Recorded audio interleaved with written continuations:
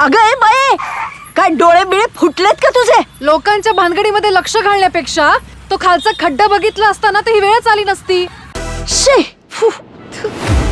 आबा आला आता तोच शिकवेल तुला कसा घ्यायचा असेल. या जन्मात तरी अशक्य आहे. लग्नासाठी पण तूच कन्व्हिन्स कर. मी करेन. मी करेन. स्वतः राहिली तशीच आणि म्हणे मी करेन. तू दिलेलं घड्याळ अगं नकली आहे. ओरिजिनल असतं त्याला रोलेक्स म्हणतात. फॉलिक्स आहे.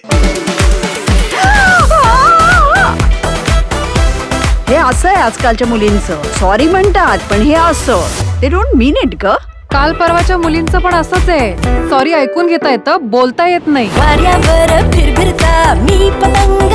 येणाऱ्या प्रत्येक अनुभवाला सामोरं जाशील आणि एन्जॉय करशील. बरोबर? एका तिखट टोमण्याची तितकीच गोड माफी. वाना फ्रेंडशिप मी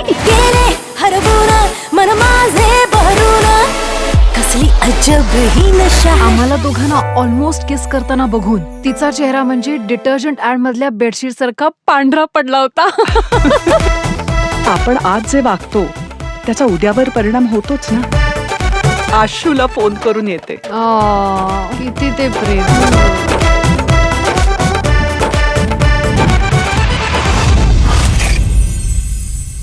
किती बिनधास्त आहेस ग तू. तुला भीती नाही का वाटत? ज्याच्या भीतीपोटी आपण आज जगायचं विसरतो त्या भविष्याची काळजी करायला मला नाही आवडत.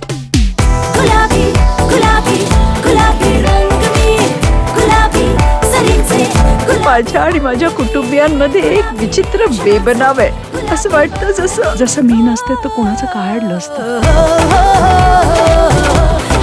माझ्यासारख्या अशा इंडिपेंडेंट रोखठोक बोलणाऱ्या पुरुषांना उघडपणे भेटणाऱ्या पानपट्टी मुली सगळ्यात त्यातल्या नसतात.